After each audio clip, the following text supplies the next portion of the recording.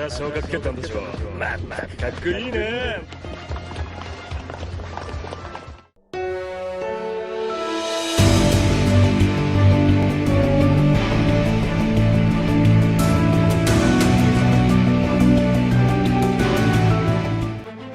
해군의 미래를 위해 하치노스에 홀로 남겨진 로저의 라이벌이자 전설의 해병 거프가 마침내 전 해군대장 아오키지와 검은 수염 해적단의 간부들에게 패배하게 되었습니다.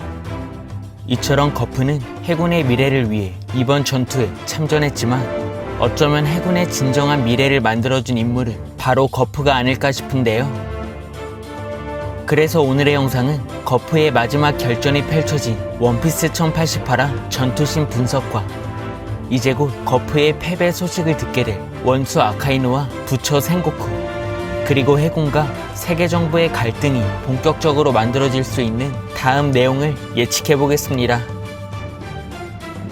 과거 코비를 포함 해병들을 교육했던 중장 거프는 노인과 아이를 예시로 들며 밝은 미래가 남겨진 아이를 우선적으로 구출해야 한다는 가치관을 갖고 있었는데요. 그렇게 자신의 아들은 혁명군의 총사령관이고 이어 손자는 샹크스를 만나 해적이 되었지만 그럼에도 불구하고 거프는 오직 해군의 미래를 우선적으로 생각하고 있는 해병이라는 것을 알 수 있었습니다. 나아가 노병 거프는 그간의 전투 경험을 통해 해병들의 임무를 달성할 수 있게끔 빠른 지시를 내렸고 이어 거프의 지시를 받게 된 코비는 두려움을 떨쳐내지 못했지만 이내 쓰러진 거프가 쿠잔을 공격한 이후 하치노스 공중으로 올라가 건골 디바이드를 사용해 피사로에게 큰 데미지를 안겨주었습니다. 이처럼 거프를 통해 피사로의 공격이 잠시 주춤하게 되자 코비는 피사로의 거대한 손을 파괴하기 위해 드디어 거프의 전투 특기 중 하나인 건골 어네스트 임팩트 기술을 처음으로 사용하게 되었는데요. 그렇게 코비가 거프와의 수행 이후 남은 시간에는 군함백 수련마저 실천하고 있었기 때문에 마침내 과거 로저를 위협할 수 있던 거프의 무장색 패기이자 자신의 건골 주먹을 이번 하치노스 전투를 통해 한층 더 각성시킬 수 있게 되었습니다. 이처럼 코비는 거프가 피사로에게 데미지를 줄 수 있던 것처럼 비슷한 타격을 선사했기 때문에 코비의 전투력이 상승했다는 것을 알 수 있었는데요. 이어 그런 코비를 의심하지 않은 거프는 코비와 그루스 그리고 헤르메포가 무사히 군함에 안착하게 되자 너희가 해군의 미래라며 최후의 결전에 돌입하게 되었습니다. 하지만 거프는 일정 코비를 구하기 위해 시류의 검에 큰 데미지를 받게 되었고 이어 전투가 시작되기 전 자신의 힘이 완전히 녹슬었다는 이야기와 함께 해군본부의 최강의 전력 전 해군대장 쿠잔과 양보 없는 전투를 펼치게 되었습니다. 그 결과 중상을 입은 거프는 과거 로저를 위협했던 전성기 시절의 강함을 이끌어낼 수 없어 쿠잔의 능력에 가슴이 간통당하며 웃음을 잃지 않은 채 서서히 몸이 얼어가는 충격적인 모습이 공개되었습니다. 이처럼 전성기가 지난 전설의 세대 노병 거프는 전 해군대장 아오키지와 마젤란과 동급으로 평가할 수 있는 시류 그리고 사왕 최고간부 수준일 수 있는 검은 수염 간부들에게 쓰러지게 되었는데요. 한편 티치에게 합류한 쿠잔은 어떤 이유에서인지 스승 거프를 상대로 전력을 다하는 듯한 모습을 보여주었고 이어 마지막 얼굴에는 동경하던 대상을 쓰러뜨린 기쁨의 표정이 아닌 슬퍼 보이는 표정을 보여주었습니다. 그렇게 현재 원피스는 신시대를 이끌고 있는 루피와 최악의 세대가 사왕 카이도와 빅맘을 끌어내렸듯이 이제는 시대가 점차 변하고 있다는 것을 알 수 있었고 또한 원피스 극장판 필름 Z에서도 전 해군 대장이었던 제파가 현 해군 대장 키자로가 참전한 전투에서 패배했듯이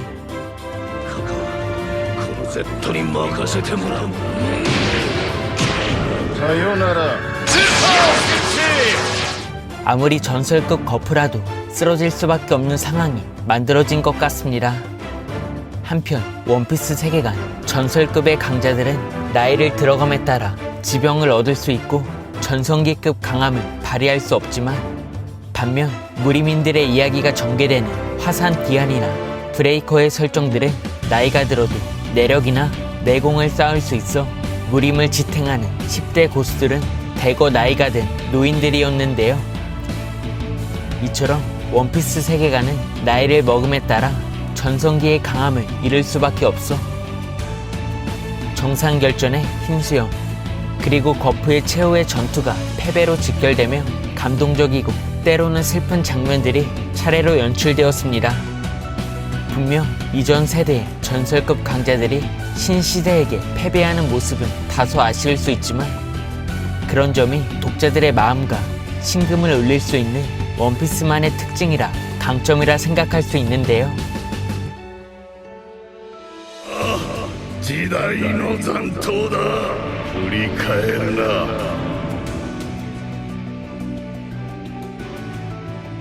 그렇게 해군의 미래를 위해 자신에게 남겨진 미래를 젊은 해병들에게 맡긴 거프는 진정한 영웅이란 무엇인지 이번 하치노스 전투를 통해 독자들에게 알려주었습니다. 한편 다음날 세계의 헤드라인 뉴스는 포비의 기사와 해적섬에서 소식이 끊긴 전설의 영웅 거프의 기사가 실려있게 되며 거프의 생사는 검은 수염 해적단만이 알 수 있게 되었습니다. 그렇게 거프의 참전 소식을 뒤늦게 알게 된 생고쿠는 자신의 동기이자 오랜 전우인 거프의 소식을 듣게 된다면 충격을 받는 것은 물론 분노의 감정을 갖게 되며 검은 수염 해적단에게 증오심을 갖게 될 것 같은데요.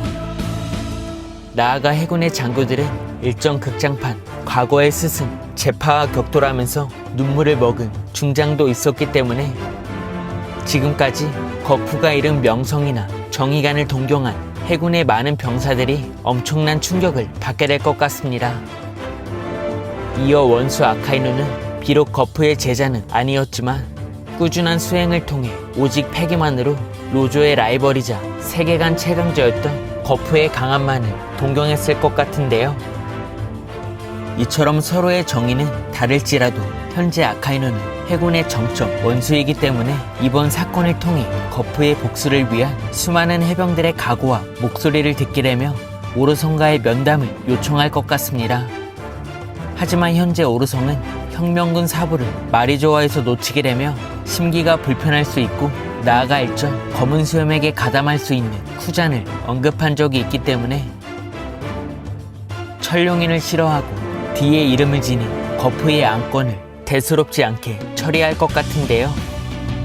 이처럼 해군은 세계 정부의 산하 조직이긴 하지만 현재 해군의 소드와 정부의 기관 사이포폴이 서로를 견제하고 있었고 나아가 도플라밍고 사건 이후 이번 거프의 일로 갈등의 골이 더욱 깊어지게 된다면 사카즈키는 자신들을 장기말의 패로 사용하고 있는 오르성들에게 반감의 감정도 가질 수 있을 것 같습니다.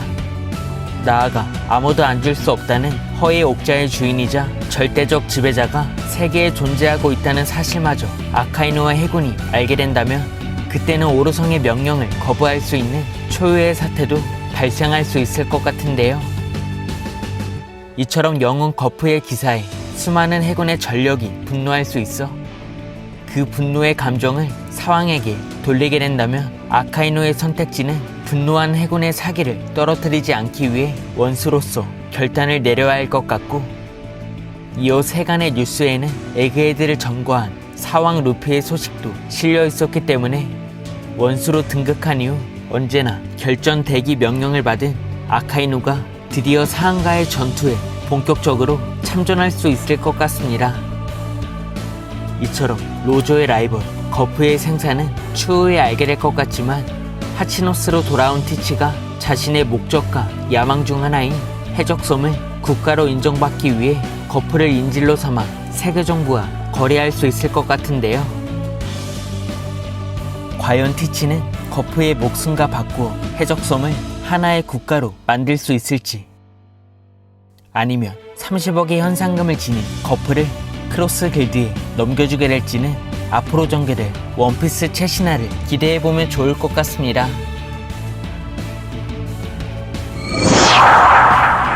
이번 영상은 여기까지입니다. 시청해주셔서 감사합니다.